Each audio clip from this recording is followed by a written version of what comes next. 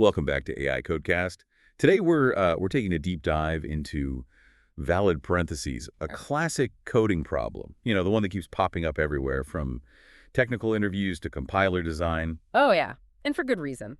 I think valid parentheses really gets to the core of how computers understand structured data. So if you're listening, imagine you have a string of characters, but not just any characters. We're talking parentheses, curly braces, and square brackets, the whole crew. That's right. And our goal is to figure out, if they're all arranged in a way that actually makes sense. Like making sure that every opening parentheses has a closing parenthesis, Hmm? and that they're all, perfectly nested. Like a simple example. That's valid. But if you throw in something like, well, that's just chaos. It is. It really is. It's all about that perfect balance and order. Now, I know what some of you might be thinking. Can't we just count the opening and closing brackets? If they're equal, we're good, right? That's actually a great point. It's a very programmer-like way of thinking, but there's a catch. It's not just about the number of brackets. It's also about their order and nesting. That example we talked about earlier, that might have an equal count of opening and closing brackets, but the nesting, the way they're arranged, throws everything off. Think about it like trying to read a sentence where all the punctuation's just all jumbled up. Okay, yeah, I'm starting to see the challenge here. Yeah. So how do we even begin to tackle this?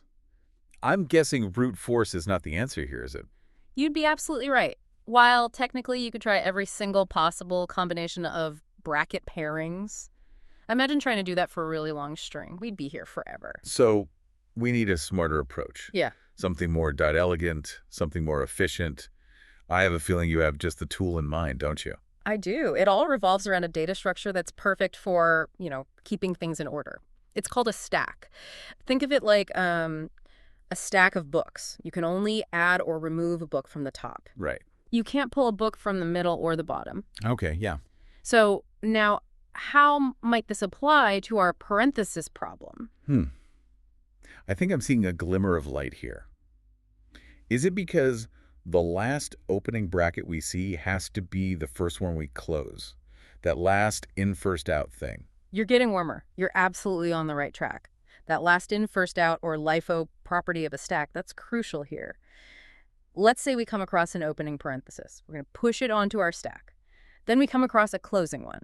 Now, what should we check? Okay, well, if the stack is empty, we're in trouble, right? Right. Because that means there wasn't an opening parenthesis to match it. Exactly. You hit the nail on the head. And if the stack isn't empty, we just take a little peek at the top. Does it match the type of closing bracket that we're currently looking at? If it does, perfect. We can pop it off the stack because it's a perfect match. And if it doesn't match, we know something's wrong. But how do we know if the entire string is valid? Well, that's the beauty of the stack. After we've gone through the entire string, if our stack is completely empty, that means every single opening bracket found its closing partner, and our parentheses are valid. If it's not empty, well, let's just say there are some lonely brackets hanging out in there. This is making a lot of sense. So just to recap, we scan through the string, right? Pushing those opening brackets onto the stack and popping them off when we find a matching closing bracket. Yes. And if the stack's empty at the end, we're good to go. Precisely. Think of it as a graceful dance between pushing and popping, perfectly mirroring the nested structure of those parentheses. I love that. A graceful dance it is. Now, I'm curious about some practicalities. What if we have an empty string right from the beginning? Would that be considered valid? That's a great question. Yeah. Yes, an empty string is absolutely considered valid because, well, there are no brackets to mismatch in the first place. It's like a blank canvas ready for those parentheses. Yeah. Okay, so we got that covered. Now, what about error handling? I imagine that trying to pop from an empty stack is just asking for trouble. Oh, you're absolutely right. We need to make sure that our code can handle those kinds of scenarios without, completely crashing. Right. So before we even try to pop an element, we have to check if the stack is empty, just to be on the safe side. So robust error handling is really key here. I think we've built a really solid foundation for understanding this stack-based approach to solving the valid parentheses problem. I agree. We've covered a lot of ground. But what if we wanted to take this a step further? What if we didn't just want to validate the parentheses, but also measure how deeply they're nested? Like imagine going deeper and deeper into the parentheses rabbit hole. Oh, that's a fantastic idea. And that's exactly where we're headed next. We're going to explore how to measure that nesting depth, adding another layer of complexity to this already fascinating problem. Oh, I love it. Sounds like we're about to unlock a secret level in the valid parentheses game. Or we're going to have to save that adventure for part 2 of our deep dive. Stay tuned, everyone. We'll be right back. Welcome back to AI.Code.Cast. We're still on that valid parentheses problem, and now we're going to kick it up a notch. Yeah, you mentioned measuring the nesting depth last time. How do we even add that to what we're doing? It's like we're going deeper into the levels of a labyrinth. Ooh, I like that. Imagine each opening parenthesis takes us deeper down, and that every closing one brings us back up.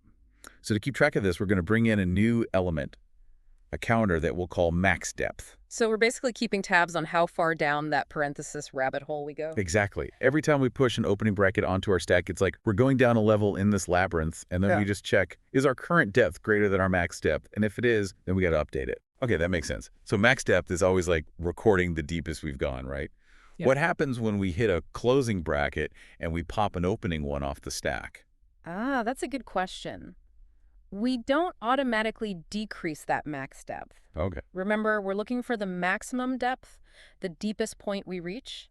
So popping something off the stack, that just means we've come up a level, but it doesn't necessarily mean we've hit a new lowest point. Oh, okay. I see what you mean. It's like when you're climbing back up a hill, right? The peak is still the highest point even when we're going down. Exactly. You got it. So by the time we've gone through that entire string, max depth is going to hold our prize. It'll be the maximum nesting depth we found during our whole parenthesis adventure. That's really cool. It's like we found a hidden level in this valid parentheses game. So we've got our stack for validation and then this max depth counter running alongside, keeping track of how deep we go. You got it. It just goes to show how even a small tweak can give us so much more information about how these parentheses are structured. Now, let's switch gears for a second. You were talking about some alternative solutions before, right? Yeah, I was. We've been all about this stack-based approach, but I'm curious if there are other ways to solve this whole parenthesis puzzle. Are there any other tools in our coding toolbox? There are. One way is to jump into the world of recursion. Now, it might not be the easiest way to think about this problem, but it does offer a pretty cool perspective. Recursion, huh? That Yeah. always makes my head spin a little. How would that even work with parentheses? Well, think of it like those Russian nesting dolls. We have a function that goes and checks for the innermost pair of matching parentheses, Okay. removes them, and then calls itself again with whatever's left of the string. Oh, so it's like each time we make that recursive call, we're opening another nesting doll, getting closer and closer to the center. Yeah. Exactly. If we can keep finding and removing those matching pairs until we end up with an empty string, we win. It means that original string was valid. But if we hit a snag and can't find a match, well, something's definitely off. I'm starting to get how this recursion thing works. It's like breaking the problem down into smaller, self-similar pieces, like bite-sized chunks of parentheses. That's a great way to put it.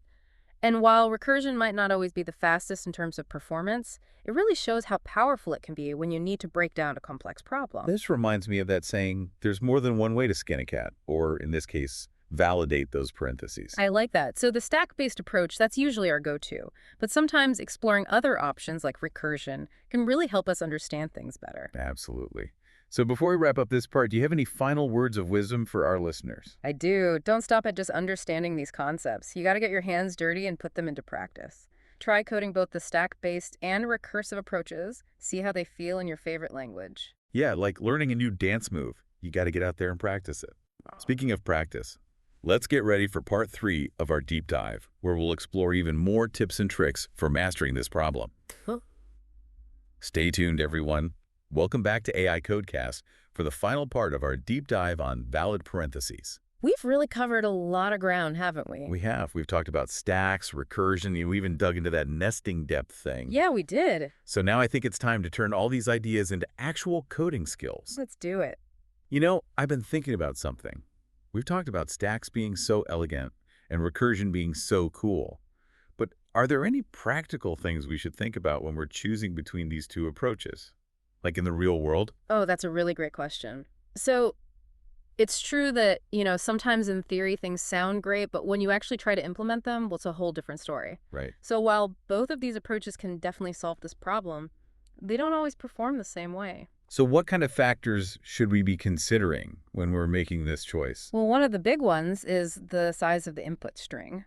So the stack-based approach, That generally does pretty well no matter if the input's small or large because it only looks at each character once. Okay.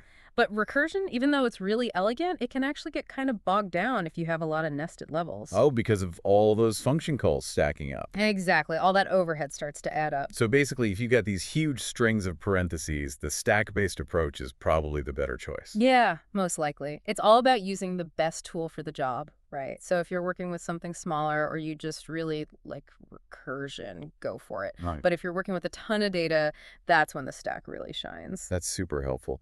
Now, what about common mistakes? Are there any like pitfalls or things people should watch out for when they're writing their code?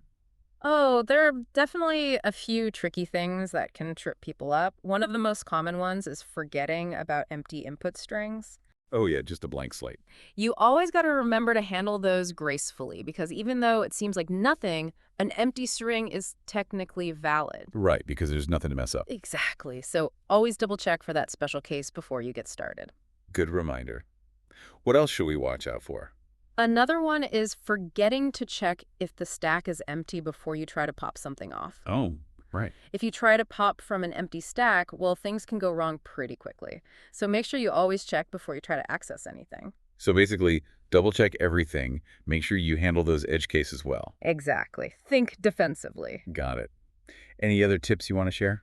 I do have one more. A really useful tip that can make your code both easier to read and faster is to use a hash map to store how those opening and closing brackets are paired up. Okay. That way, instead of writing a bunch of if statements to check each type of bracket, you can just look it up in the hash map instantly. So it's like a shortcut. Exactly. Ah, And it makes your code so much cleaner. that's really clever. It's like picking the perfect tool from your toolbox. That's a great way to put it. Picking the right tool can really make all the difference in how your code runs. This has been a fantastic deep dive, don't you think? We've covered so much, from the basics of stacks and recursion to all these practical tips and how to write efficient code. Yeah, it's been great. It's like we've built our own little toolkit for tackling not just this specific problem, but any problem that has this kind of structure. Totally. And remember, the best way to learn is to actually try it out yourself. Play around with the code, test it, see what happens. Yeah, don't be afraid to experiment. Thanks for joining us on this coding adventure, everyone. Until next time, happy coding. Happy coding, everyone!